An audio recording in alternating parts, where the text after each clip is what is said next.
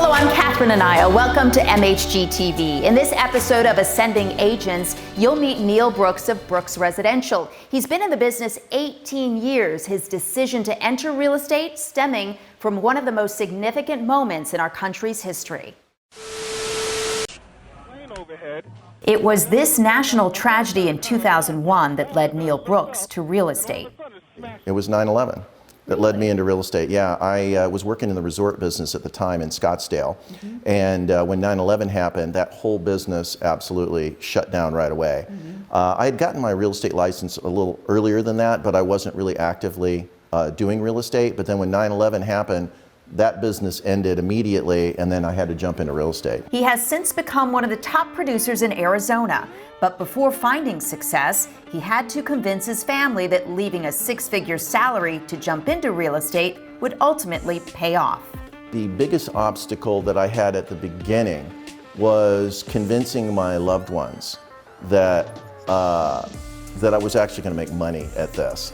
You know, and I've talked to a lot of younger agents too, that, you know, when there's two people making money in the household and then one person decides, hey, I'm gonna go do something where I'm 100% commission, you know, it scares that other person. They support you and all this kind of stuff, but it is an obstacle because you're always afraid that if you fail, you're not only gonna fail yourself, but you're gonna fail your family. And so I think for the younger agents out there, they just have to stick with it and just be confident and just do those open houses, and they will overcome all those obstacles. It also took a lot of hard work. A lot of it was just really, really hard work. I started out with my success by doing open houses. So, and in fact, to this day, I still like to do open houses. I did an open house every Saturday and Sunday for the first 5 years I was in the business. Wow. Yeah. Every single one. Every single one. And the thing about that is it helps calm your fear when you're taking control and putting together a plan and then executing that plan. And a lot of times you might think to yourself, my plan isn't working, but doing open houses always worked because it gave me a platform to meet clients that I didn't know or never would know. He's also willing to be fearless. What would you credit to your success? You know, fear. I think fear was my biggest motivator. Fear of not being able to pay my bills, fear of letting down my family, fear of letting down my clients. So I've always had that driver that I want to please people and I want to do what I say and say what I do. Neil's outgoing personality and creativity collaborate and listen, sell this house certainly helps too when it comes to staying in the game. He made this video during the 2008 housing crisis to help sell a house. So in 18 years, you're still going strong. What continues to motivate you, excite you, keep you passionate about what you do? Yeah, you know, I think as the years have gone on and I've been lucky enough to experience the success that I have, right now, the motivator behind me is to bring up a new group of real estate agents. There's a lot of nice young agents out there that are hungry for the knowledge, hungry to help other people like I have. And what drives me now is being able to convey what I've done to people like them. Also, I really get a lot of joy out of helping first-time homebuyers and veterans, and I do a lot of that too. You know, we have a luxury house here, and I do a lot of luxury things, but secretly, I really like working with first-time homebuyers. And what is it about that drives you? Well, I think because they need a lot of guidance in other areas besides just the house itself. They have relationship things, they have financial things, they got family things, and they come to me for a lot of that because I'm kind of that third-party independent person who's not really involved. And I get a lot of joy out of helping people through all kinds of things. Neil's also able to connect and showcase himself with a show that he hosts called Restaurants in Real Estate.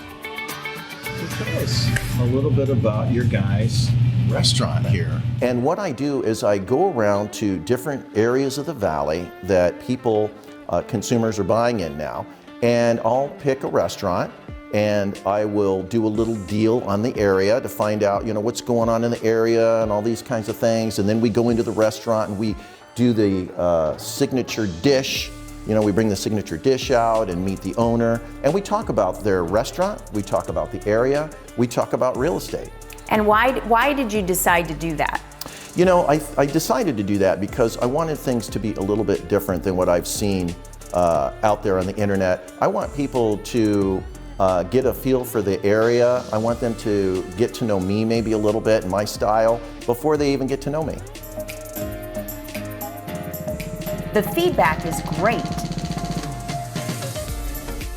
I get calls from people wanting to know about Gilbert or about Scottsdale or about Cave Creek and all this kind of stuff. I also do other fun things, like when there's an activity or an event, I like to cover those almost like a reporter. You know, I go out and kind of meet people on the street. All of that stuff has been really great, and I encourage all the agents out there to, you know, consider doing something like that. Something that sets them apart, right? Yeah, sets them apart and makes them approachable for people. You know, people have this negative feeling about real estate agents, and so you want people to like you and be approachable before they even know you. After 18 years in the biz, Neil has seen the real estate industry evolve, but says one thing that has remained a constant is the importance of genuine communication with clients. I think looking back and looking forward, I believe that technology is going to continue to become more and more a part of what we're doing. What I really want to convey to the agents out there is that the personality, the relationships, and the caring, you can't ever, you know, do that with technology. It's a people business. And no matter what happens, no matter how much technology, you know, how many instant offer companies there are out there buying in houses and doing this kind of stuff, it's always going to boil down to the agent having a relationship with their client and a relationship of trust. So I just want to convey to all the agents out there, build those relationships, pick up that telephone. Don't just send them a text. Call them, talk to them, care about them. At Brooks Residential, Neil leads a team of 6 agents. His philosophy is the client comes first. In his words, don't chase the money, listen to the client. By the way, you can subscribe to MHG TV at mhgtv.com. I'm Catherine Anaya. Thanks for watching MHG TV. We'll see you next time.